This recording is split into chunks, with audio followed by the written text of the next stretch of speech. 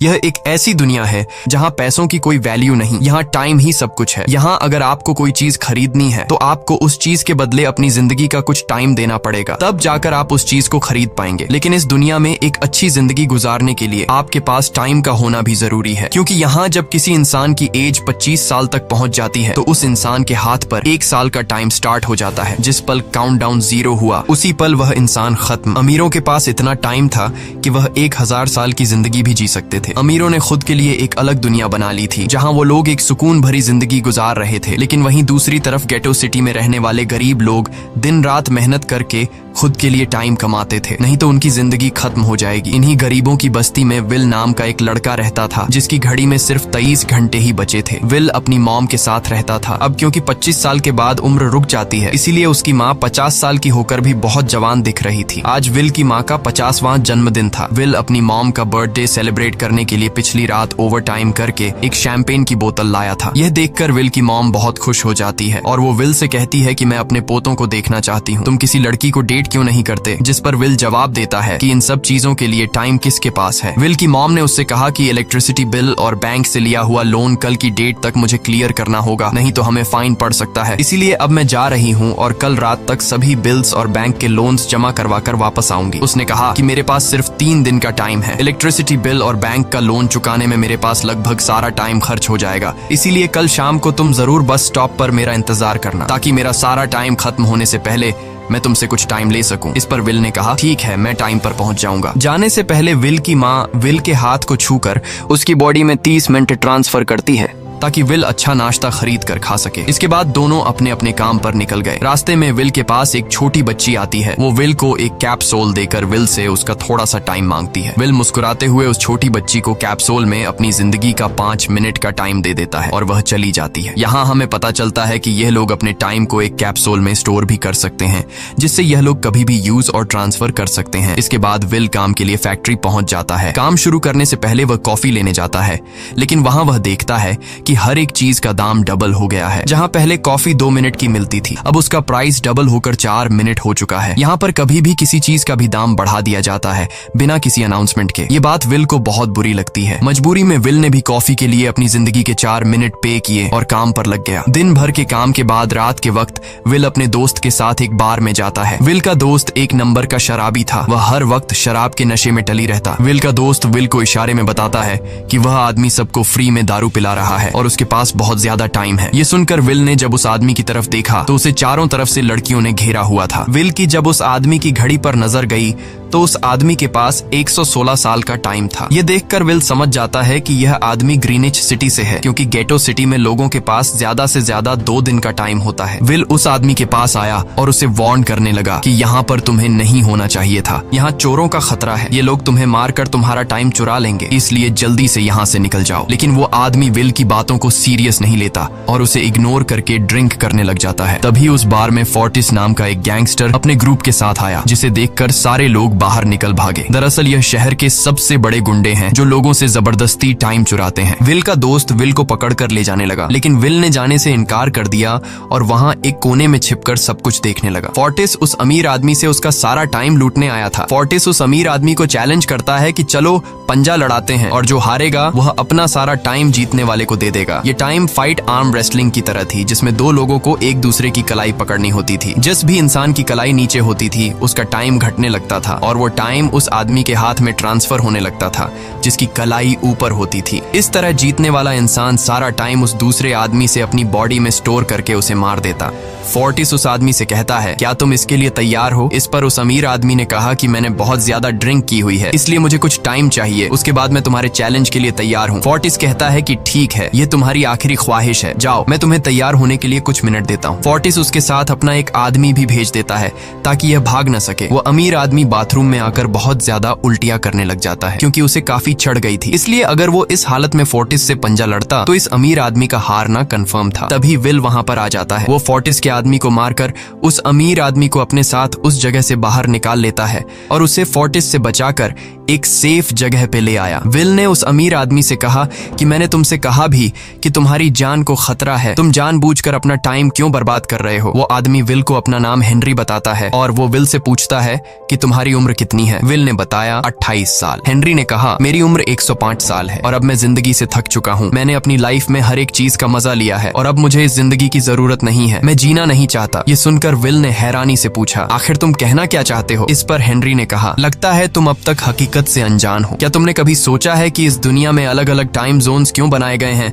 आखिर क्यों तुम्हारे टाइम जोन गेटो में किसी भी वक्त चीजों के दाम और टैक्स बढ़ा दिए जाते हैं? दरअसल महंगाई जानबूझकर बढ़ा दी जाती है ताकि गरीब लोग मरते रहें और उनकी मौत का फायदा ग्रीनविच टाइम जोन के अमीर लोगों को होता रहे। असल में ये सारा सिस्टम उन्हीं का बनाया हुआ है। जरा सोचो, वहाँ ग्रीनविच टाइम जोन में लोगों के पास जीने के लिए हजारों साल हैं, लेकिन यहाँ गेटो में तुम लोग हर रोज जीने के लिए मेहनत मजदूरी करते हो। ऐसा इसलिए है क्योंकि उन्होंने तुम्हें यह करने के लिए मजबूर किया है। वो लोग तुम लोगों को ज्यादा टाइम देना ही नहीं चाहते ताकि तुम लोग मजबूरी में उनके लिए काम करते रहो। वो लोग महंगाई बढ़ाकर तुम्हें ज्यादा से ज्यादा टाइम खर्च करने पर मजबूर करते हैं ताकि तुम्हारे टाइम से वो हमेशा की जिंदगी जी सकें। उन्होंने अपनी जिंदगी का हर एक दिन गरीबों की मौत से इकट्ठा किया है और मैं ऐसी जिंदगी बिल्कुल भी नहीं जीना चाहता जो किसी गरीब मजबूर इंसान की मौत से मिली हो। ये सब सुनकर विल समझ गया कि हेनरी बहुत ही नेक दिल इंसान है। हेनरी ने विल से आगे पूछा अगर तुम्हारे पास मेरे जितना टाइम होता तो तुम क्या करते? विल ने मुस्कुराकर कहा कि सबसे पहले मैं बार बार टाइम को देखना छोड़ देता, क्योंकि उस वक्त भी विल के पास सिर्फ 18 घंटे होते हैं। वो सोने से पहले, सोने के बाद, खाना खाते टाइम हर वक्त अपनी घड़ी देखता रहता है क्योंकि मुझे डर लगता है कि कहीं मेरा टाइम खत्म न हो जाए और मैं मर न जाऊं। विल कहता है कि मेरी मॉम घर संभालने के लिए बहुत ज्यादा मेहनत करती है। अगर मेरे पास तुम्हारी तरह इतना ज्यादा टाइम होता तो मैं अपनी मॉम के लिए ग्रीनविच सिटी में एक अच्छा घर खरीदता और हम दोनों वहाँ पर खुशी से जिंदगी गुजारते। इसके बाद विल ने हेनरी से कहा आज रात हमें यहीं रुकना होगा, सुबह तक खतरा टल जाएगा, तब तुम वापस अपने घर लौट जाना। इसके बाद ये दोनों सो जाते हैं। सुबह उठकर हेनरी देखता है कि विल अभी भी सो रहा है। वो विल के पास आता है और उसके पास जितना भी टाइम होता है वो सारा का सारा विल को ट्रांसफर कर देता है और अपने पास कुछ ही मिनट बचाकर एक ब्रिज के ऊपर जाकर बैठ जाता है। विल जब नींद से जागा तो उसने देखा कि हेनरी वहां से जा चुका है। तभी हमेशा की तरह नींद से जागने के बाद विल ने अपनी घड़ी में नजर डाली। विल की घड़ी में 116 साल ऐड हो चुके थे। यह देखकर उसकी आंखें खुली की खुली रह गईं। उसे लगा कि वो अभी भी नींद में है और सपना देख रहा है। इसी दौरान विल की नजर विंडो पर पड़ी जिस पर लिखा था मेरा टाइम बर्बाद मत करना। वो समझ जाता है कि हेनरी ने मुझे अपना सारा समय दे दिया है। तभी विल ने हेनरी को दूर एक ब्रिज के किनारे पर बैठे देखा। विल जल्दी से हेनरी की तरफ भागा, लेकिन अब बहुत देर हो चुकी थी क्योंकि हेनरी के पास अब बस कुछ ही सेकंड्स बचे थे और थोड़ी देर बाद वो एक झटके से मरकर ब्रिज से नीचे पानी में गिर गया। विल को हेनरी की मौत का बहुत ज्यादा दुख होता है। अब विल के पास 116 साल की जिंदगी थी और वो समझ जाता है कि अगर मैं यहाँ पर रहा तो लोग समझेंगे कि हेनरी को इसी ने मारा है। विल जल्दी से अपने दोस्त के पास जाता है। विल का दोस्त विल के हाथ में इतना सारा टाइम देखकर शॉक रह जाता है, जिसके बाद विल ने अपने दोस्त को दोस्ती की खातिर 10 साल का टाइम दिया। ये देखकर विल का दोस्त उसका दिल से शुक्रिया अदा करता है। विल कहता है कि यहाँ रहना मेरे लिए अब ठीक नहीं, क्योंकि इतने ज्यादा टाइम को देखते हुए मेरा टाइम छीनने के लिए कोई भी मुझे मार सकता है। अब मैं अपनी माँ के लिए ग्रीनविच सिटी में एक अच्छा सा घर खरीद सकता हूँ और वहाँ पर एक सेफ लाइफ गुजारूंगा। जिसके बाद विल अपने दोस्त को गुड बाय कहकर वहाँ से निकल जाता है और सीधा उस बस स्टॉप पर जाकर मॉम का इंतजार करने लगता है, जहाँ 2 दिन पहले उसकी मॉम ने उससे कहा था कि मैं इलेक्ट्रिसिटी का बिल और बैंक का लोन चुकाकर इस बस स्टॉप पर पहुंचूंगी। दूसरी तरफ विल की मॉम सारे लोन और बिल्स भरने के बाद घर लौटने के लिए बस में चढ़ी, पर तभी उसे पता लगा कि एक ही दिन में बस की टिकट के दाम डबल हो गए थे। पहले जहां टिकट 1 घंटे में आती थी वहीं अब प्राइस 2 घंटे हो गया था। ये देखकर विल की मॉम बहुत ज्यादा परेशान हो जाती है क्योंकि विल की मॉम के पास सिर्फ 1.5 घंटा बचा था। विल की मॉम बस ड्राइवर से रिक्वेस्ट करती है कि अगले स्टॉप पर मेरा बेटा उसे बाकी का टाइम दे देगा, लेकिन बस ड्राइवर ने साफ इनकार कर दिया और कहा कि अगर टाइम नहीं है तो फिर पैदल चली जाओ। लेकिन विल की मॉम को पता था कि अगला बस स्टॉप बहुत दूर है, अगर वह पैदल भी जाती है तो उसे पहुंचने में 2 घंटे लगेंगे। उस वक्त बस में ढेर सारे पैसेंजर्स सवार थे। विल की मॉम ने उनसे भी रिक्वेस्ट की पर किसी ने भी उनकी मदद नहीं की। इतने में ही बस वहां से निकल गई। विल की मॉम रेचल के पास पास ज्यादा टाइम नहीं बचा था, इसलिए वह दौड़ती हुई पैदल घर की तरफ भागने लगी। दूसरी तरफ विल अपनी मॉम के लिए फूलों का गुलदस्ता लिए बस स्टॉप पर उनका इंतजार कर रहा था, क्योंकि आज उसे अपनी मॉम का बर्थडे सेलिब्रेट करना था। बस जब उस स्टॉप पर पहुंची तो कई सारे पैसेंजर्स उतर आए, पर उनमें से विल की मॉम नहीं थी। विल यह देखकर परेशान हो जाता है और उसे समझ आ गया कि जरूर उसकी मॉम मुसीबत में है। वह उसी वक्त अपनी मॉम की तलाश में भागा। उधर रेचल के पास अब कुछ ही मिनट बचे थे। वह रास्ते में आने वाली गाड़ियों और लोगों के घरों का दरवाजा पीट पीट कर उनसे थोड़ा समय उधार मांग रही थी, लेकिन कोई भी उसकी मदद करने को तैयार नहीं था। इधर विल जब कुछ दूर गया तो उसे उसकी मॉम दौड़ती हुई नजर आ गई। अपनी मॉम को भागते हुए देख विल समझ गया कि उनके पास ज्यादा टाइम नहीं है। वह अपना हाथ आगे करके तेजी से उनकी तरफ दौड़ने लगा। उधर रेचल के पास अब सिर्फ 10 सेकंड्स ही रह गए थे। वह भी पूरी तेजी से विल की ओर भाग रही थी, लेकिन जैसे ही रेचल अपने बेटे विल के पास पहुंची, उसका टाइम खत्म हो जाता है और वह मर जाती है। यह देखकर विल को बहुत दुख होता है, क्योंकि उसने अपनी मॉम के लिए क्या कुछ नहीं सोचा था। वह चीख चीख कर रोने लगा। अगली सुबह तक हेनरी की डेड बॉडी टाइम कीपर्स को मिल चुकी थी। ये टाइम कीपर्स वहां पर इन्वेस्टिगेशन करते हैं। आज की दुनिया में टाइम कीपर्स होते थे जो पुलिस की तरह थे। इन टाइम कीपर्स का काम भी क्राइम को रोकना होता है। टाइम कीपर्स के ऑफिसर रेमंड ने उस जगह में अच्छी तरह से जांच की, लेकिन उसे कोई भी क्लू नहीं मिला। तभी रेमंड की नजर उस ब्रिज के पास लगे सीसीटीवी कैमरा की तरफ गई। वह सीसीटीवी फुटेज चेक करने सीसीटीवी रूम के लिए निकल पड़ा। दूसरी तरफ विल समझ चुका था कि उसकी मॉम की मौत के लिए ग्रीनिच में रहने वाले अमीर लोग ही जिम्मेदार हैं, जिन्होंने गेटो शहर के लोगों को एक एक सेकंड का मोहताज बना दिया है। अब विल उनसे बदला लेने ग्रीनिच की तरफ निकल पड़ा और यहाँ से होती है असल कहानी शुरू। ग्रीनविच सिटी में एंटर होने के लिए विल को 1 साल का टाइम खर्च करना पड़ा और ग्रीनिच सिटी जा पहुंचा। वहाँ जब विल ने अमीर लोगों का लाइफस्टाइल देखा तो उसकी आंखें खुली की खुली रह गईं। वहाँ लोगों के पास इतना टाइम था कि वो लोग मरने का नाम तक भूल गए थे। यहाँ पर अमीर लोग के बॉडीगार्ड के पास भी 100 साल से भी ज्यादा का टाइम था। ये देखकर विल गुस्से से लाल हो जाता है, क्योंकि विल जिस शहर से आया था वहाँ पर लोगों के पास सिर्फ 24 घंटे की जिंदगी थी। विल वहाँ एक महंगे होटल में रुकता है। खाना खाते दौरान एक बहुत ही खूबसूरत लड़की विल को देखती है, जैसे उसे विल पसंद आ गया हो। दूसरी तरफ टाइम कीपर रेमंड हेनरी की मौत के वक्त का सीसीटीवी फुटेज चेक कर रहा था। तभी उसे फुटेज में विल दिखाई देता है। हालांकि कैमरा ने हेनरी को ब्रिज से गिरते हुए रिकॉर्ड नहीं किया था, लेकिन उस फुटेज में विल ब्रिज के पास खड़ा नजर आ रहा था, जिससे रेमंड को विल पर शक होने लगा। इसलिए रेमंड ने अपनी टीम को विल के बारे में जानकारी इकट्ठा करने को कहा। रिसर्च के दौरान टाइम कीपर्स को यह बात पता चल जाती है कि विल नाम का एक आदमी बहुत सारा टाइम खर्च करके ग्रीनविच सिटी में एंटर हो गया है, जिससे रेमंड को यह बात कंफर्म हो जाती है कि विल ने ही हेनरी को मारा है। रेमंड उसी वक्त अपनी टीम के साथ ग्रीनविच शहर की ओर रवाना हो गया। दूसरी ओर ग्रीनविच शहर में विल एक कैसीनो में आया, जहाँ कुछ अमीर लोग पोकर खेल रहे थे। विल भी उनके साथ बैठ जाता है। एक नए आदमी को देखकर ये लोग उस पर हंसने लगते हैं, लेकिन विल गैम्बलिंग में माहिर था। आज उसके लिए अमीरों से पैसे निकालने का सबसे अच्छा मौका था। विल ने फिलिप नाम के एक रईस आदमी के साथ पोकर की बाजी खेली। फिलिप यहाँ का सबसे रईस इंसान है। उसके पास खुद का एक टाइम बैंक है जो लोगों को लोन पर टाइम देता है। फिलिप के साथ उसकी डॉटर भी बैठी होती है। यह वही लड़की है जो कुछ देर पहले विल को गौर से देख रही थी। गेम जब शुरू हो जाती है तब विल अपनी लाइफ का सारा टाइम दांव पर लगा देता है और अपनी माइंड के बदौलत वो फिलिप से 1100 साल जीत जाता है। यह देखकर फिलिप की बेटी सिल्विया विल से काफी ज्यादा इम्प्रेस हो जाती है। उसने विल को कल रात अपने घर पार्टी पर इनवाइट किया। फिर अगली शाम विल एक नई नवेली कार खरीदकर फिलिप की पार्टी में जा पहुंचा। वहीं पार्टी के दौरान विल और सिल्विया डांस करने लगते हैं और सिल्विया मन ही मन विल को दिल दे बैठी। वो अपनी दिल की बात विल से करने ही वाली थी कि तभी टाइम कीपर रेमंड अपनी टीम के साथ वहां पहुंचता है और विल को पकड़ लेते हैं। विल को खूनी समझकर सिल्विया भी उससे नाराज हो गई। रेमंड ने सबसे पहले विल का सारा टाइम उससे छीनकर सिर्फ 2 घंटे दिए। उसके बाद वो विल को हेनरी के खून के इल्जाम में गिरफ्तार करने लगा। रेमंड विल से पूछता है कि तुमने हेनरी को क्यों मारा। विल उसे कहता है कि मैंने उसे मारा नहीं था,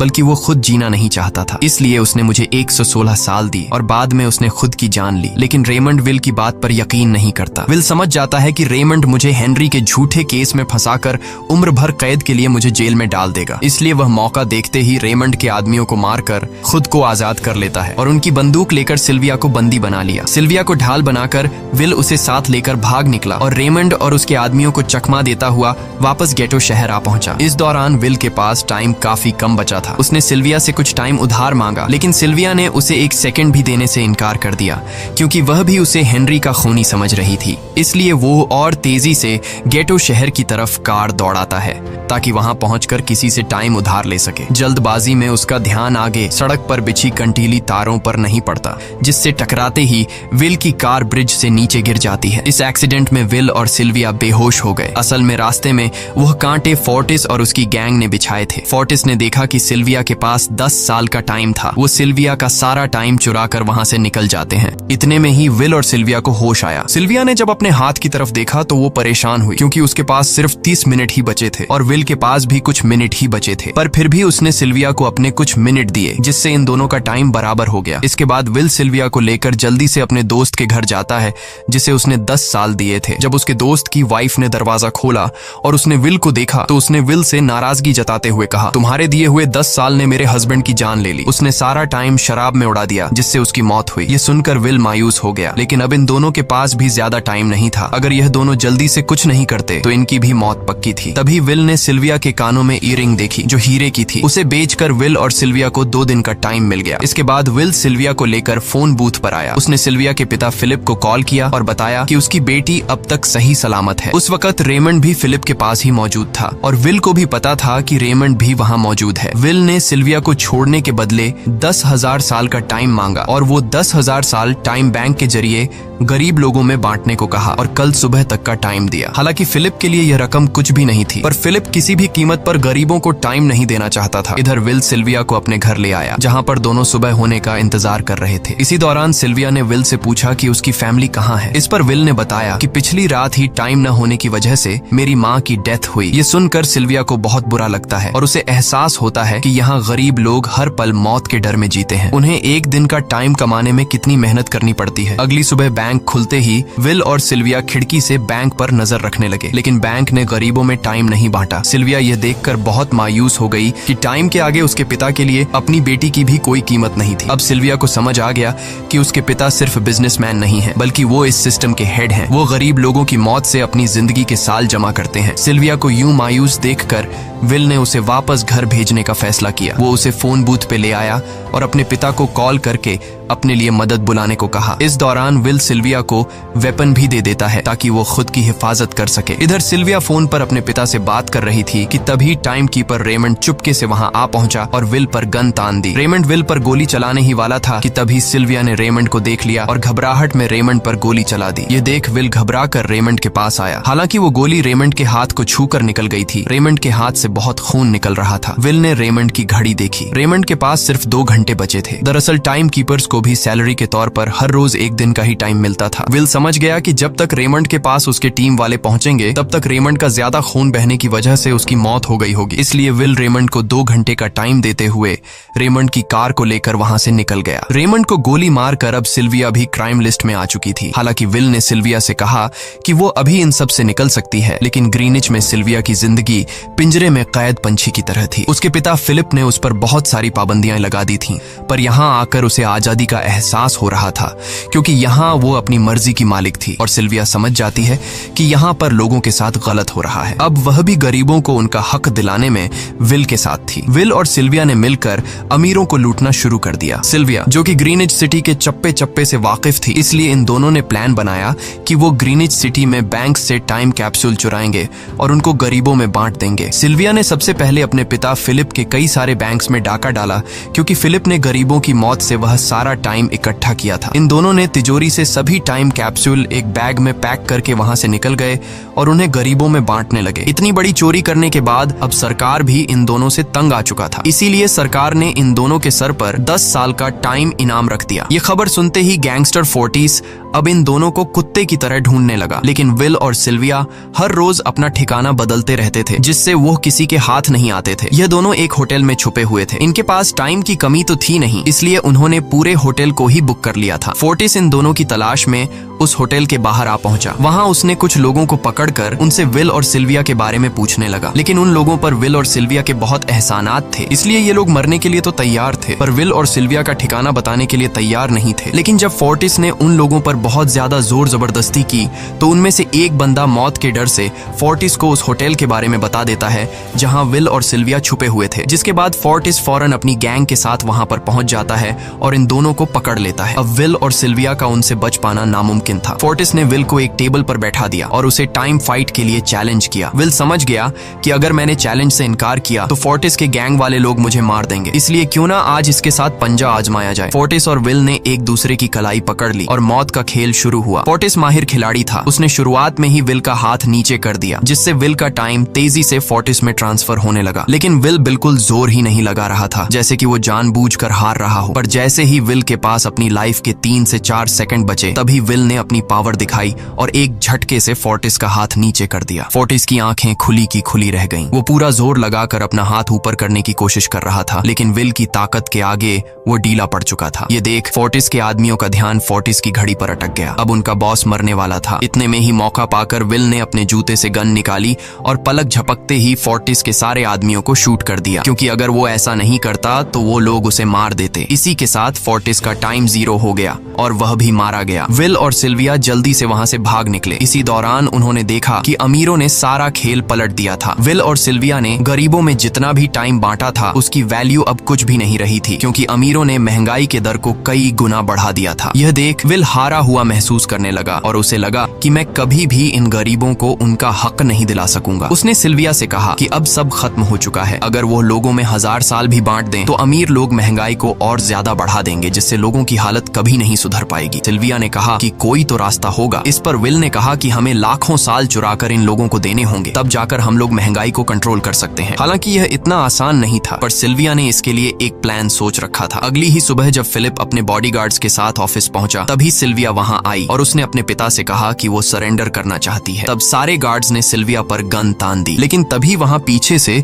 गार्ड के बेस में छिपा विल वहां आ पहुंचा। उसने फिलिप के सर पर गन रखी और उसके जरिए लॉकर का दरवाजा खुलवाया। विल और सिल्विया ने फिलिप के लॉकर से एक टाइम कैप्सूल चुरा लिया, जिसमें 10 लाख साल का टाइम मौजूद था। इस टाइम कैप्सूल का एक साल गरीबों की ही मौत से आया था। विल और सिल्विया वह टाइम कैप्सूल लेकर भाग जाते हैं। इधर रेमंड को जब यह बात पता चली तो वह फौरन विल और सिल्विया के पीछे लग गया। जब रेमंड ने अपने हाथ पर घड़ी को देखा तो उसके पास 1 घंटे से भी कम टाइम बचा हुआ था। वह हेडक्वार्टर कॉल करके कहता है कि मुझे मेरी सैलरी कैप्सूल में भेज दो, मेरे पास टाइम कम है। लेकिन इससे पहले कि वह अपनी बॉडी में कैप्सूल से टाइम ट्रांसफर कर पाता, उसे विल की कार दिख जाती है और वह कैप्सूल से अपनी बॉडी में बिना टाइम ट्रांसफर किए उनके पीछे लग जाता है, क्योंकि अगर वो 10 लाख साल गरीबों को मिल जाते तो गेटो टाइम जोन का हर एक इंसान अमर हो जाता और अमीरों का बनाया पूरा सिस्टम तहस नहस हो जाता। रेमंड ने विल और सिल्विया को पकड़ने के लिए अपनी पूरी जी जान लगा दी, लेकिन वो उन्हें रोक नहीं पाया। विल और सिल्विया रेमंड को चकमा देकर गेटो शहर आ गए